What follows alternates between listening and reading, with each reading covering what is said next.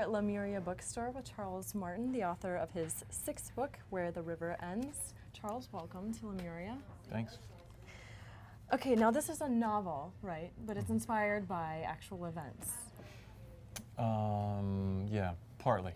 I heard a story of a lady who was about my age. She was in a pretty bad way, had a rather rough disease, a couple of kids, and her husband divorced her while she was dying. And that struck me kind of deeply. And I began thinking about the flip side of that story. The guy who's still loving her when she's bald, double mastectomy. What about him? Let's tell his story, because his story would be worth telling.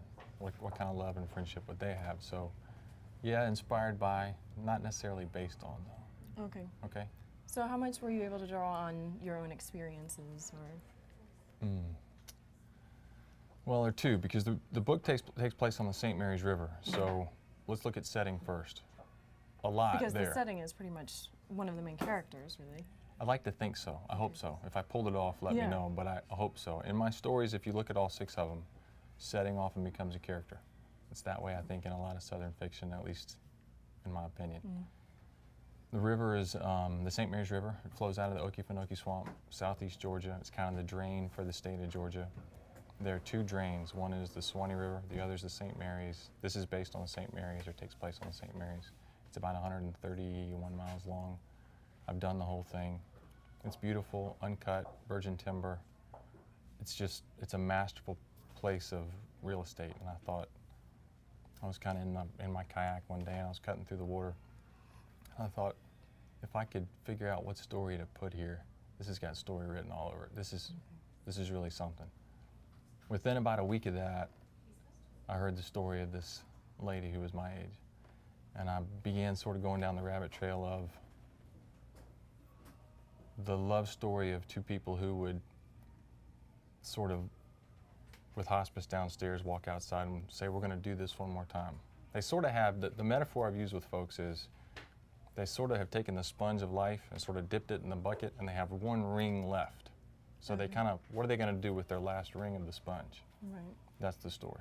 Well, it seems like also you sort of drew a comparison between the river and the way cancer works, except that you have a lot of respect for the river and cancer is continuously evil, but you mentioned how they both change in unforeseeable ways and slight ways. If I pulled that off, good. Okay. I think there are some comparisons there.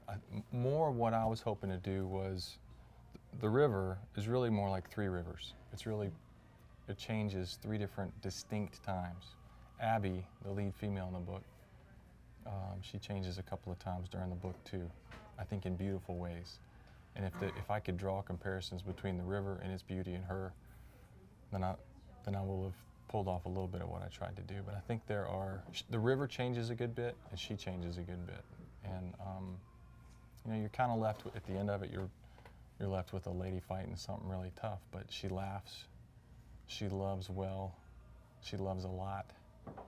And I think of all my six books, she's probably the female character I'm most proud of. She's probably my favorite.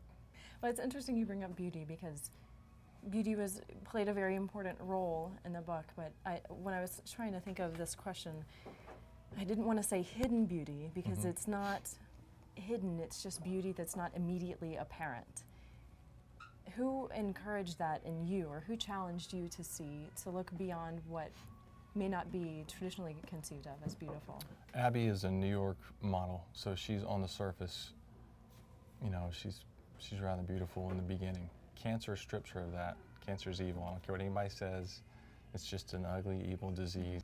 It takes over and robs her of everything externally that she had that everybody said was beautiful. What she, I think, shows throughout the book is what you see in the pictures and in the mirror might have been what you thought was beautiful, but let me show you what I think is beautiful. And that's kind of maybe what's down in here. There's a great scene, I think it's a great scene, in the story where Doss paints basically her nanny named Rosalia, and Rosalia is scarred and almost kind of hideous looking, and he's able to sort of look beyond all of that and raise her up and paint a really beautiful portrait of Rosalia, where you see beyond all the imperfections and scars and maybe the ugliness of her, and find something really beautiful. So maybe that's the gift that Abbie gives Doss, being able to look past external stuff and find beauty way down deep.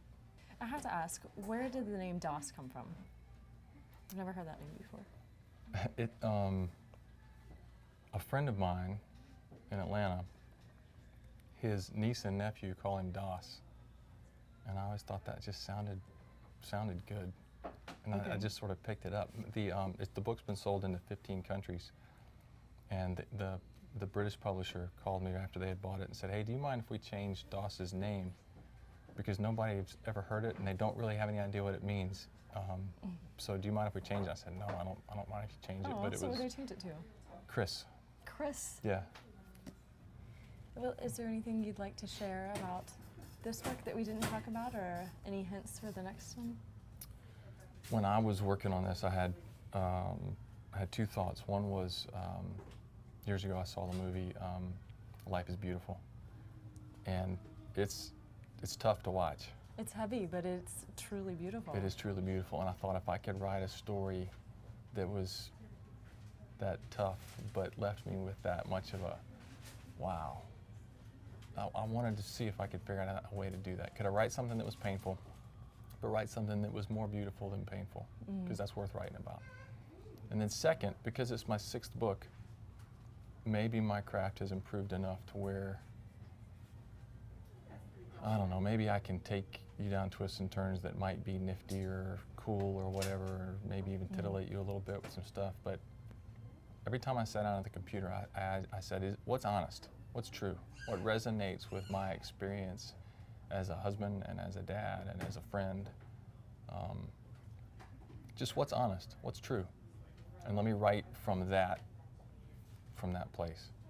And I don't know if I pulled it off or not. You can be the judge of that. But that was my hope in writing it, that it would come across, regardless of where you fall on the story, good, bad, or indifferent. Was it true?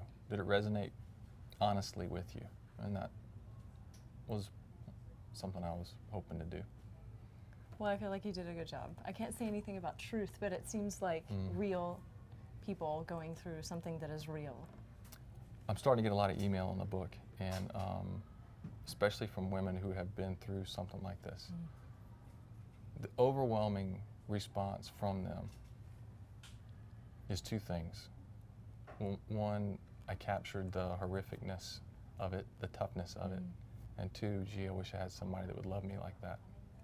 That was their hope going through it. 1, either they had somebody that had loved them like that, or 2, I wish I did have.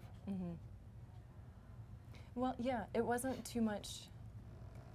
There wasn't too much laughter to make it seem trite, but then, well, I guess I just really like that you included the horribleness. You included the things that Doss had to do that maybe some men, like the gentleman you heard about, didn't have the stamina to endure. I've been brought back to that question a lot about the book's origins and my thoughts about the story that I heard. And I probably ought to steer clear of statements about him.